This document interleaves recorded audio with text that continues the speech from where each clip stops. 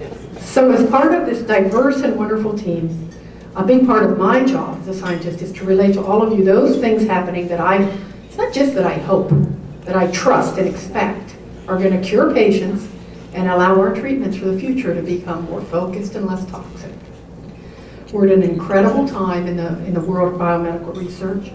Our tools for exploring human genes, for engineering new cell products and identifying stem cells capable of indefinite replication.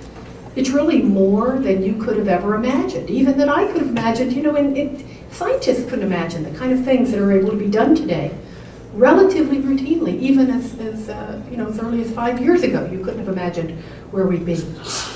Now, what does that mean for you, for our patients and our family members with sarcomas? It means that new technologies have identified ways to target the transcription factors that are so prevalent in these diseases.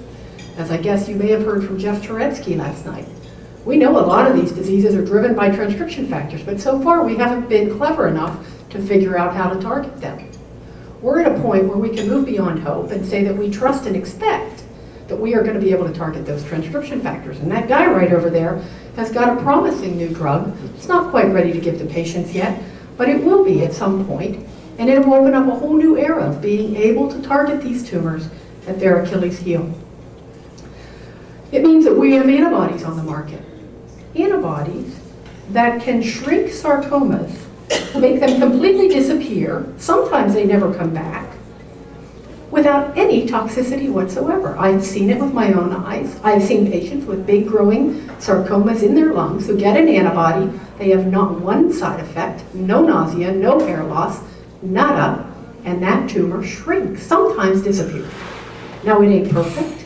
We don't know why some patients respond and why some patients don't, but we're going to figure it out.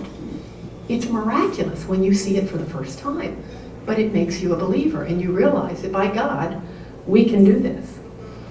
It means that we're at a time when we can do a bone marrow transplant on a patient as an outpatient without even making that patient sick, and be able to induce an entirely new set of immune responses to maybe awaken the patient's new immune system against the tumor.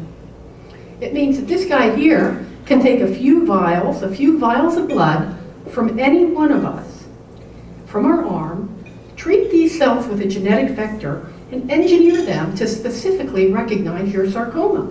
And we couldn't have imagined 5 or 10 years ago that this technology would really be here, but it's here, happening here and now. So there are many exciting treatments happening here right now as we speak.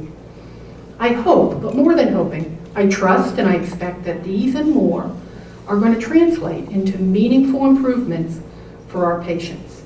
We not only need to cure more patients, but I know very well, and Joanne, our nurse practitioner, can tell you, we need to do it with less late effects. We have much work to do, and we as scientists and we as physicians and as caregivers cannot do it alone. We all rely on each other. We're in this together, every one of us playing a very essential cog in the wheel, and we all need to go beyond hope. We need to expect that the future will bring great things and that we're going to accomplish those great things together. Thank you.